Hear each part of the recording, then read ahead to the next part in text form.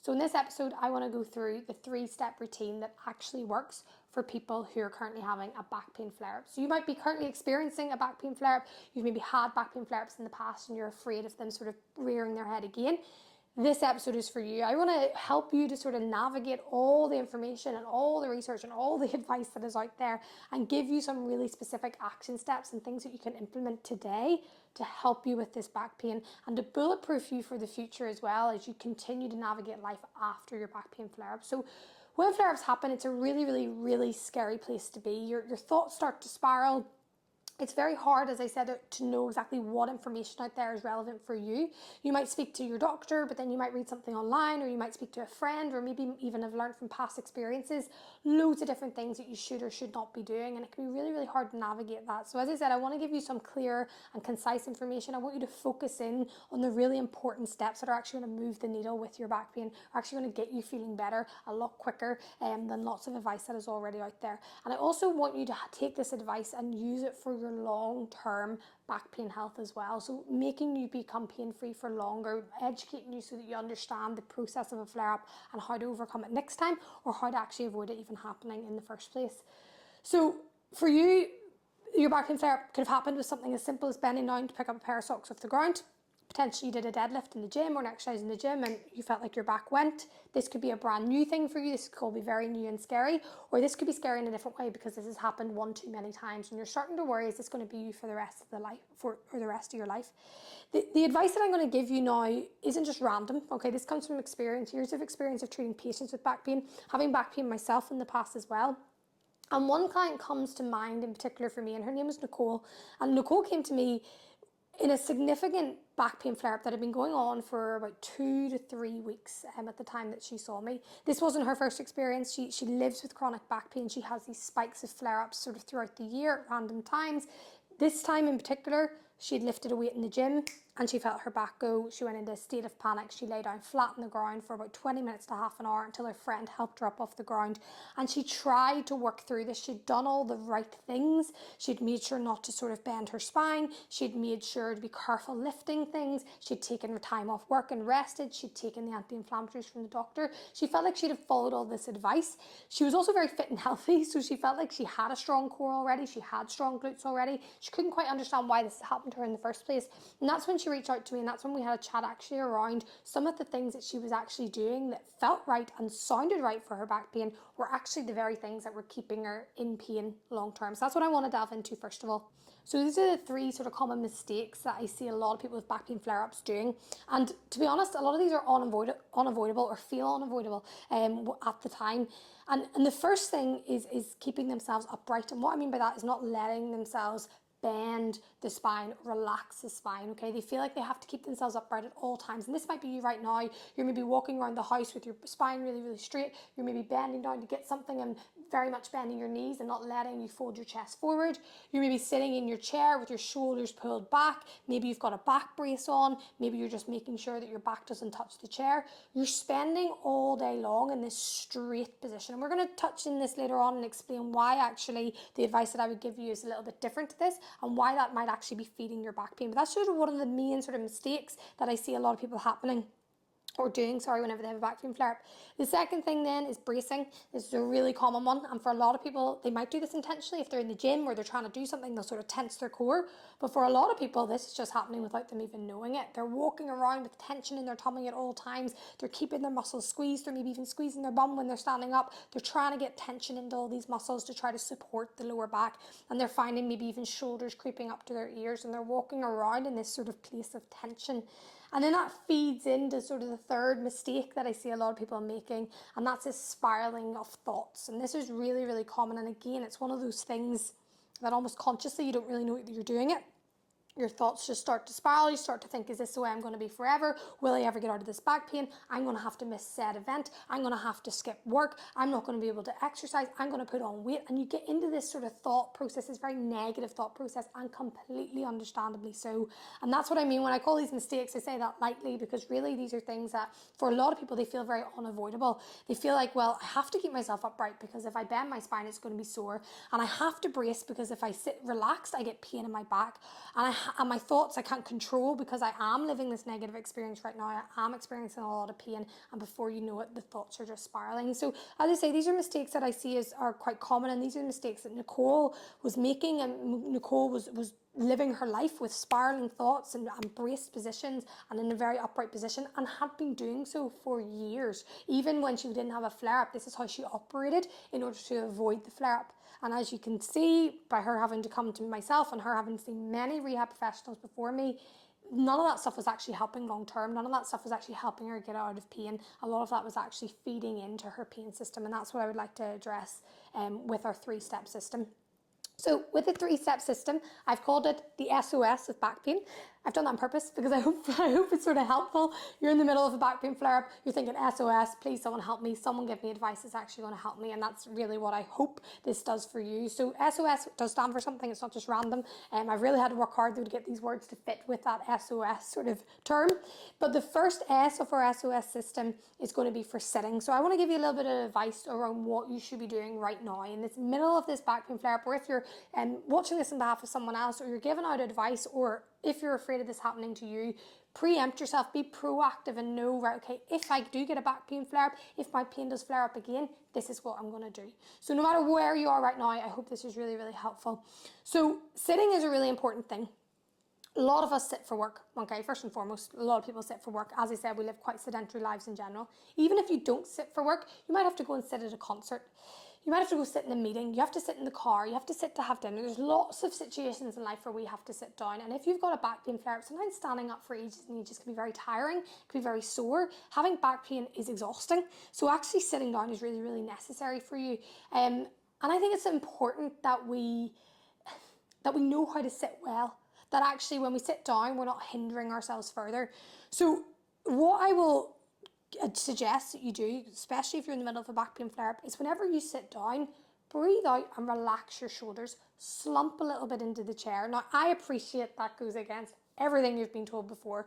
Have a book in your head, pull your shoulders back, lift up your chest, sit up tall, sit up straight. But all that advice is feeding into the back tension. And just to show you this and demonstrate this, I want you to put your hands in closed fists, and I want you to close those fists as tight as possible and squeeze them for the duration of time that I'm talking. All I'm going to do is chat through what I would advise, and then we're going to check in with how our fists are feeling. Squeeze them as hard as possible.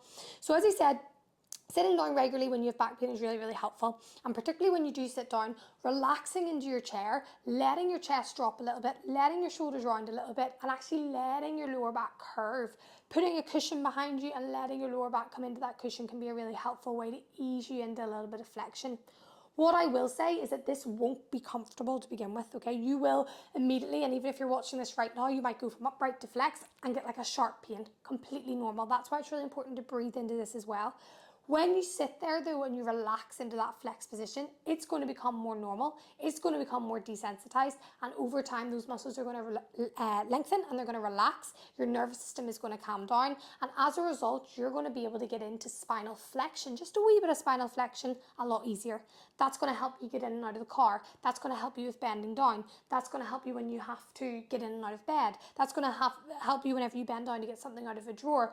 It's going to help you whenever you're sitting. Whereas if you sit upright the whole time, you're forcing yourself to remain upright at all times. But most importantly, I want you to check in with your fists right now. And hopefully, they probably are feeling a little bit achy, a little bit sore as you unravel your fingers. They don't feel particularly nice. They don't feel as nice as they do whenever they were sitting relaxed beforehand. That's an example of what your back extensors are doing whenever you sit poker upright. And the reason why I say that is your back extensors are in the name. A lot of them are called erector spinae. They're your erector muscles. They keep you upright. They're your postural muscles. So whenever you've hurt your back, a lot of the time those muscles are inflamed and tight. And therefore, whenever you sit down and keep yourself bolt upright at all times, you're feeding those muscles and you're making them working overtime. They're getting tired, they're getting angry, they're crying out for a break, and your brain starts to send you out pain signals as a result. So whilst it's not that easy to relax into your chair, it's really important long term, because the more relaxed you can get in a seated position, the more rest those postural muscles are going to get, the more they'll get to come into a little bit of flexion and chill out for a little bit, and they'll thank you for that, because that's when they can repair and that's when they can calm down. So that's the first S of our SOS of back pain flare-ups. Second thing then is our O, which is out breath. I really had to work hard for that one because all I could think of was exhale, because that's what I wanted to say, but SES just didn't sound as nice. So SOS, so out breath is what we're going to talk about here. So essentially what I mean is just breathing out, relaxing, exhaling. And I mean this for two reasons. I already touched on it as we talked about sitting, so that idea of actually coming into your chair and relaxing into your seat and letting your rib cage come down. That's more of a biomechanical thing. That's going to help to contract the core a little bit, relax the rib cage, lengthen your pelvic floor, your diaphragm, relax your spinal muscles. There's loads of biomechanical reasons, and we don't need to get into all of that. But really what I want to talk about here with out breath is the power of an exhale with regards to your nervous system. And this is so important. When you're living with back pain chronically or living in a back pain flare-up, we already talked about how thoughts are spiraling. We talked about that brace position. Those are all signs of fight or flight, okay? Your heart rate has got a little bit higher. Your respiratory rate has got a little bit quicker. You're breathing a little bit more shallow. All of a sudden, you're walking around, your shoulders are up around your ears. You're anxious. You have anxious thoughts about your back. You're in a state of fight or flight. Now, fight or flight sometimes can be a very helpful thing. If a lion walked into this room and I had to run quickly, I'd be very glad of my fight or flight system. But sometimes whenever we are in pain, if we stay in fight or flight for too long, it can actually increase our pain signals and make our pain worse. So it's really important that we tap into rest and digest as best as possible. Now, this is easier said than done. There's very little we can do to control our nervous system, but breathing is one of those things that we can consciously tap into. So as I said, one of our fight or flight responses is an increased heart rate, temperature, all these different things, as well as an increased respiratory rate. So if we can tap in on that respiratory rate, slow down our breathing, get our body back into a little bit more rest and digest with our out breath throughout the day, we might be living over that fight or flight threshold, and then we have these moments where we can come down and relax. And this is really important to help our body to relax, for our muscle tension to reduce, but most importantly to improve our pain perception, which is all to do with our brain. At the end of the day, our brain is the thing sending out the pain signals. Yes, there might be an injury at that site, don't get me wrong, but your brain is the thing that is processing that pain and sending out those signals to communicate with the body what you should be doing and shouldn't be doing. So if we can tap into that a little bit, if we can update those belief systems, if we can relax the body, relax the brain, relax the nervous system, those pain signals are going to dampen a little bit, and it's going to enable you to get on with your everyday life a little bit more. So breathing out is what the O is for, or out breath is to breathe out and relax. This is also going to help you with your bracing. As I said before, a lot of people will brace, and when they brace, they actually are stuck almost in a place of inhalation. They're living their life at 1,000,000 miles per hour. They've got their shoulders up around their ears. They're very stressed. They're very anxious. The back's very sore. And actually, if you just breathe out, relax your shoulders, relax your chest, relax your rib cage, immediately there's going to be a come down of that nervous system, and the muscles will relax, and it's going to help a lot with those spiraling thoughts as well. So that's the O, is breathe out or out breath and relax your body, relax your systems. And the final part of our SOS is our S, which is for sleeping, okay? And this is really, really important and very overlooked. It's one of the key questions I ask all my clients, particularly with back pain. I'll say, how's your sleeping? Even if they're not on a flare-up right now, just in general, how's your sleeping? And a lot of the time I'll hear that sleep isn't brilliant. So there's loads of ways that you can improve your sleep. But in the middle of a flare-up, the reason why sleeping is so important is because this is when muscular repair takes place. This is when repair takes place. Our body reduces inflammation, repairs tissues, and healing takes place.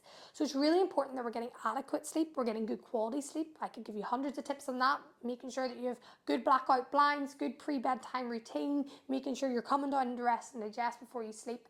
But for people with a back pain flare-up, the biggest thing that I find they struggle with most, and Nicole struggled with this a lot, is her position of sleeping. She would go to bed at night. She would struggle to get to sleep. She would toss and turn. That was very sore. So then she would get herself to lie on her back. A physio had told her that she needs to put pillows around her so that she doesn't move at night time. So she lies straight on her back with pillows all stuffed around her so she doesn't move. She would wake up in the morning feeling in a lot of pain. It took her about 15 minutes to get out of bed. When she did get out of bed, she had to get a heat pack on. She had to have a hot shower. And then she started to get moving. Things started to feel a little bit better. And then the pain would build up again throughout the day. That is not the cycle we want to be in if we've got a back pain flare-up.